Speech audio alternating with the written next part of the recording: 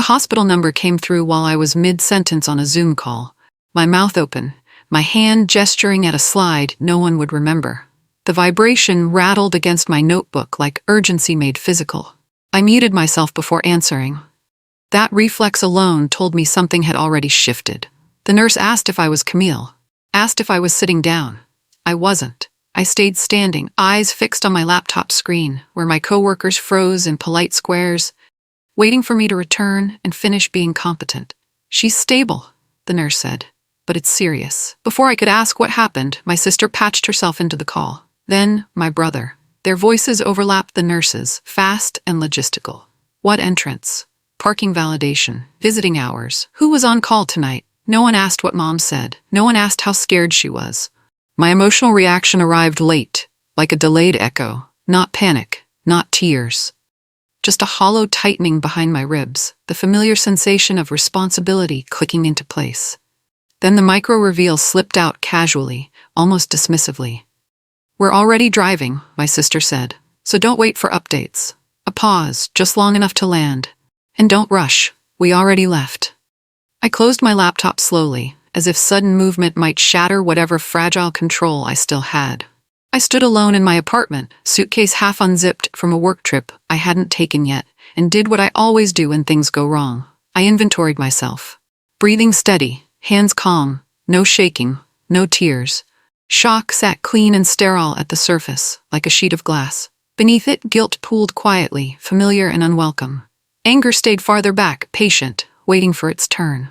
As I packed, the micro-reveal surfaced in pieces I hadn't wanted to connect before. Mom is repeating stories and losing words mid-sentence. Once she called me by her sister's name, laughing too hard afterward, like humor could erase the slip. I hadn't pushed. I always push at work. I hadn't pushed with her. "My name is Camille Bennett." Flashback. 12 years earlier, Mom was standing on the porch as I loaded my car for Boston. She hugged me too tightly and said, "You don't owe us anything. Just be smart." I remember thinking she meant money. Now I know she meant presence. My phone buzzed while I zipped my bag. "Bring your checkbook," my sister texted. "Just in case." I stared at the message longer than I should have. The ICU waiting room smelled like disinfectant and burned coffee. My sister stood as soon as she saw me, composed, mascara perfect, already positioned at the center of the room as she belonged there.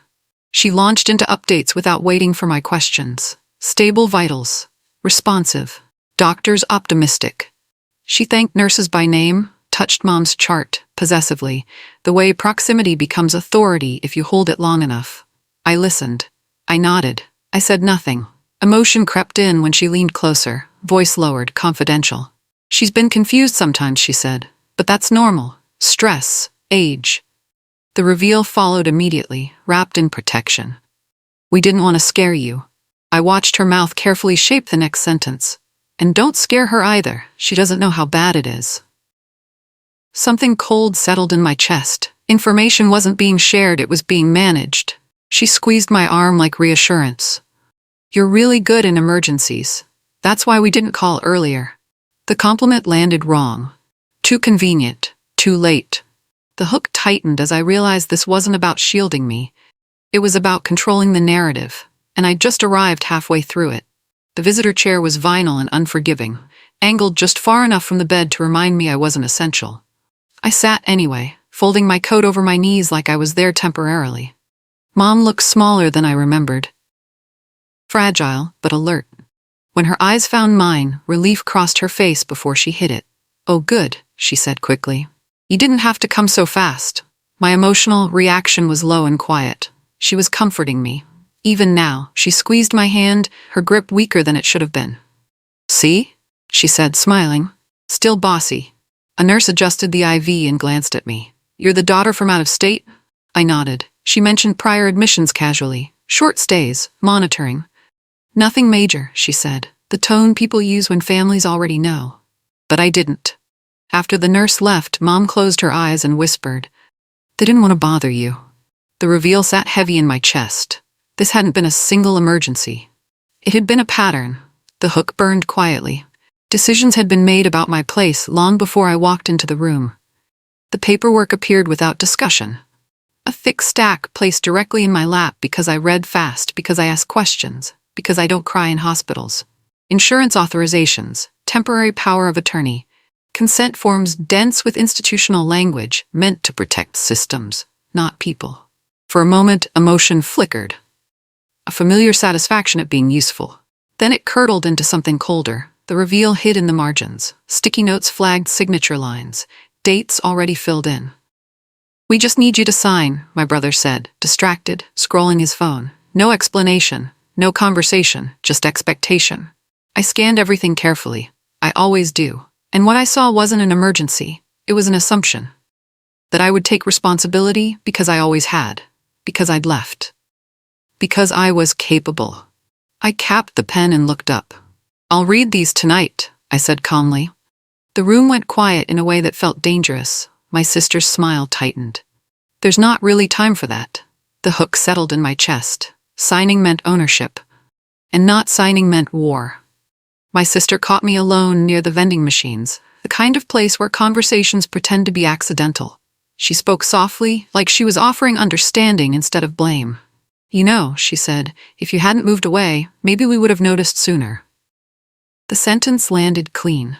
No raised voice, no accusation on paper. Just implication, the kind that sticks because it's deniable. I nodded, because nodding kept the peace. Because correcting her would have turned this into a scene, and scenes are how I lose leverage. Emotion stayed contained, packed tight behind my ribs. Then my phone buzzed. A billing estimate, preliminary, incomplete. 6 figures already with polite disclaimers about additional costs. I stared at the numbers until they stopped feeling abstract. My sister glanced at my screen. "Well," she said, shrugging lightly, "you're the one with the big city job." There it was. Not concerned, not fairness. A plan forming out loud. The reveal wasn't the cost, it was the expectation attached to it, that my absence had accrued interest. That this was the price of leaving. She squeezed my arm gently, like solidarity. "We'll figure it out. Together." The hook burned quietly as I realized together meant me paying, and them deciding.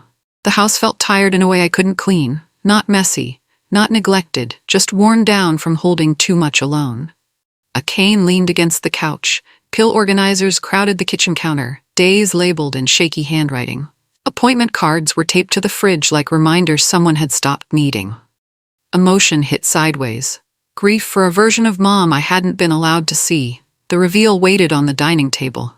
A thick stack of unopened mail, rubber banded together like someone had tried not to look too closely.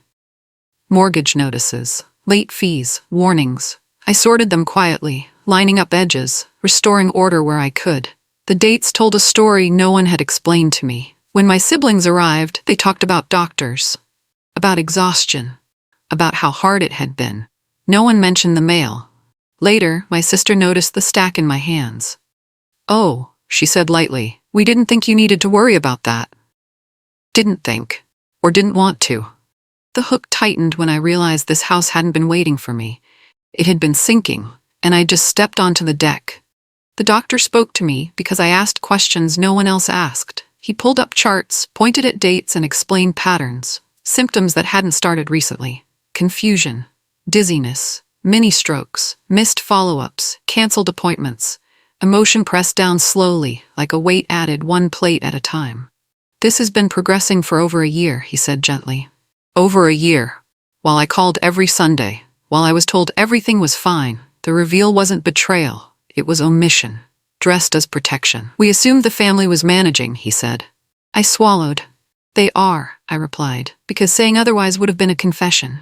He nodded, then asked the question everyone had been circling without saying. "Are you taking over long-term care?" The room felt smaller. I thought of my job, my lease, the life I'd built carefully, deliberately. The hook settled deep. This wasn't a medical question. It was a line being drawn, and whichever side I stepped on would cost me something permanent.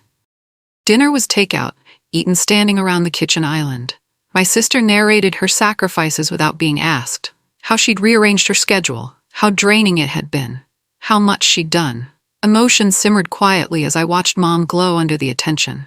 "You're so lucky she lives close," Mom said to me, smiling. I smiled back, neutral, polite.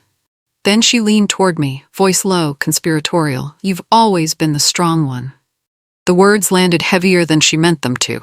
Strength in our family had always meant exemption from care.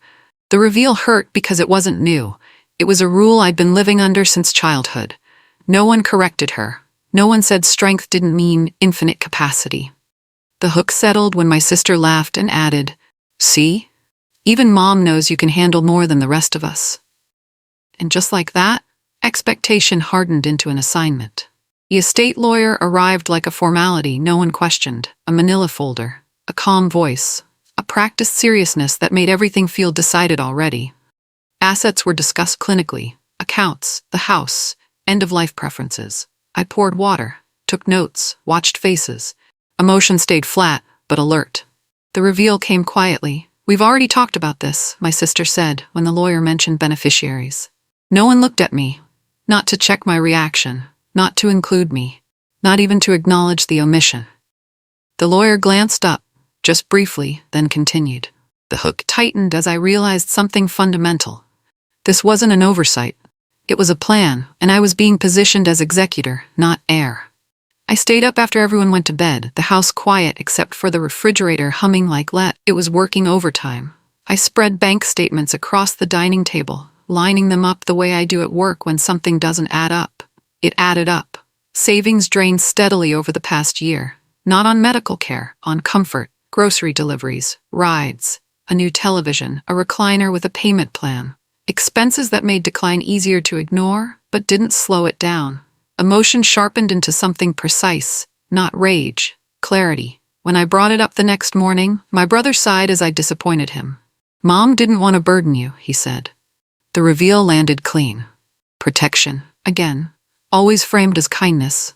I asked why no one told me the savings were gone. "We didn't think it mattered," my sister said. "You're not here." Not here, as if distance erased stake. The hook came when my brother added casually, "We figured if anything serious happened, you'd help cover it." Not asked, decided. They spoke of my city as if it were a bank account. "You're in Boston," my sister said, leaning against the counter. "It's different there." Different, how, she didn't say. Better, easier, endless.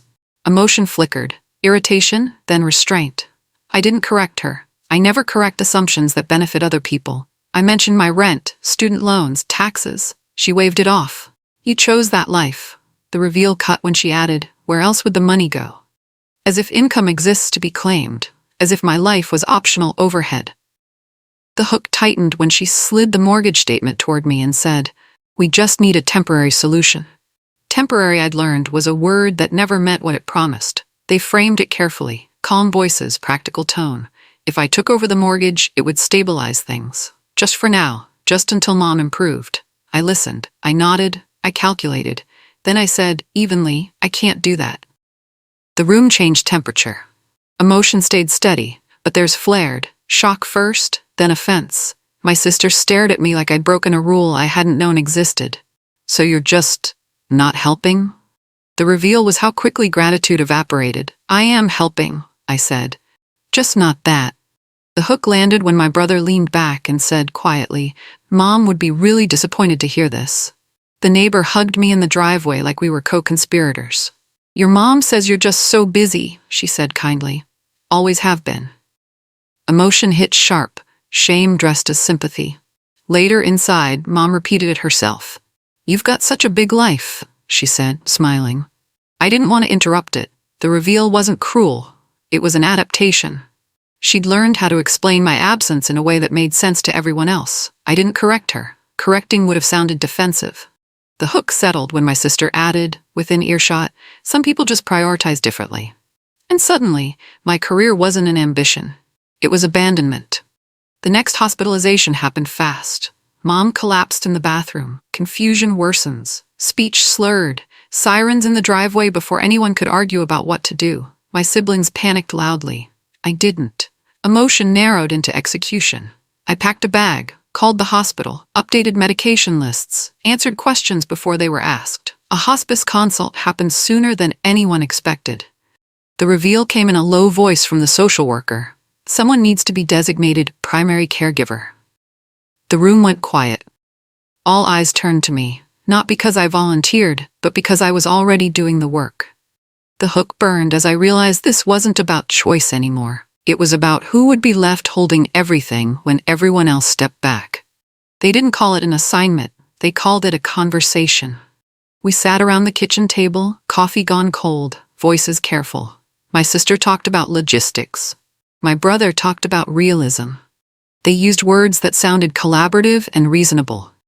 Then my sister said we should probably vote. Emotion stayed level as hands went up, one by one, including hers. The reveal was unanimous. It just makes sense, she said. You're organized, you're calm, you don't panic. Strength, again, repackaged as obligation. I looked at Mom. She avoided my eyes, focused on the table like this was already decided, and acknowledging it would make it worse. I can help coordinate, I said carefully. That's basically the same thing, my brother replied. The hook settled in when my sister smiled, relieved. So we're agreed? Not asked, drafted. Caregiving erased days. I managed medications, insurance appeals, appointments, and meal schedules. I learned which pharmacies answered quickly and which doctors needed follow-ups to do their jobs. Emotion wore thin at night, when the house went quiet and my phone didn't. My siblings showed up strategically. For photos, for short visits, for moments that could be described later as being there. The reveal came late one night, when my sister watched me refill pill containers. Why did you really leave? She asked softly. The question wasn't curiosity, it was an audit. The hook tightened because the honest answer would have burned the room down. She found me in the garage, sitting on an overturned paint bucket, crying quietly so no one else would hear. Emotions shifted, recognition, not sympathy. I lost my job, she said, months ago. The reveal spilled fast after that. No savings, credit cards maxed, mortgage behind. She'd been holding the house together with denial and minimum payments. Don't tell them, she whispered. Mom can't handle it. I nodded. No agreement. Calculation. The hook sharpened as I realized her proximity hadn't been sacrificed. It had been survival. The lawyer cleared his throat like this was a minor adjustment. The house, he explained, was intended for my sister. That had been Mom's assumption for years. Emotion stayed still. The reveal was justification. We assumed you weren't coming back, he said gently. Not leaving, not choosing, not deciding, coming back. The hook tightened when I understood. My distance had already been priced in. Hospice moved quickly. My siblings argued about hope. I focused on logistics. Emotion compressed into tasks. The reveal landed in ink. Power of attorney signed to me. Final authority arriving at the end. My sister exhaled, relieved. Good, she said. You're better at this stuff. The hook burned cold. I finally had control, but only over the ending. Mom was lucid that afternoon, which felt like a gift no one trusted. The hospice nurse stepped out. The house went still. Sunlight pooled on the blanket like it was resting there. She looked at me for a long time before speaking.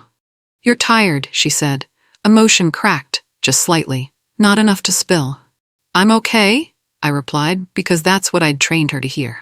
She reached for my hand. Her skin felt thinner, like it was already halfway gone. I didn't want to ask too much of you. The reveal came softly, almost apologetic. You had such a big life. I waited. She didn't say she was sorry. She didn't say she should have called sooner. She didn't say she chose wrong sometimes. Instead, she whispered, if I didn't ask, you'd stay. It wasn't gratitude. It was a strategy, even now. The hook sat between us, heavy and unfinished. My staying had never been assumed. It had always been negotiated. She died before dawn. No dramatic moment. No final words. Just a long exhale that didn't pull back in. Emotions stayed private, tucked somewhere deep where it wouldn't interfere. My sister cried loudly, collapsing into rehearsed grief. My brother paced, already making calls. I stood at the foot of the bed and waited for the nurse to tell me what came next. Paperwork, signatures, timelines. The reveal arrived before the body was cold. Funeral costs, outstanding balances, hospice invoices. I handled everything. Choose the service, paid deposits, corrected names. The hook burned quietly. Even in death, responsibility didn't pass. It settled. The estate closed faster than expected. No windfall. No miracle. The appraisal came back brutal. The house was underwater. Years of deferred payments, equity stripped by denial. Emotion flickered. Not satisfaction. Recognition. My sister stared at the numbers like they were wrong. This can't be it, she said. This was supposed to be mine. The reveal landed clean. Staying had cost her more than leaving ever cost me. I paid for staying, I said once evenly. The hook was the silence after thick, accusatory final. They asked me to save the house. Just like that. Framed as family, as mercy, as an obligation. Emotion steadied, strategy settled. I didn't argue, I didn't explain. I signed the sale papers. The reveal came a week later when the sign went up. Sold in red letters. My sister stood on the sidewalk watching strangers walk through what she thought she'd earned. The hook burned quietly. No one asked me to reconsider. Boston didn't welcome me back. It didn't need to. My apartment was exactly as I'd left it, the same scuff by the door, the same plant I always forgot to water. My job was still there. My life still fits me. That was the part no one at home ever believed. Emotion didn't rise, it settled. Heavy but stable. No messages came in, no apologies, no we should talk. The silence was clean, final. That's when the lesson landed. Not like wisdom, but like accounting. Families don't always exploit the weakest child. Sometimes they drain the most capable one. Strength gets mistaken for surplus. Distance gets priced as guilt. And love, when mixed with entitlement, turns into a bill that's always due. I learned that staying doesn't make you chosen. It just makes you available. And leaving doesn't mean you don't love them. It means you stopped letting love be used as leverage. I didn't win anything. I just stopped paying for roles I never auditioned for. I slept without my phone on the nightstand. No one needed me in the dark.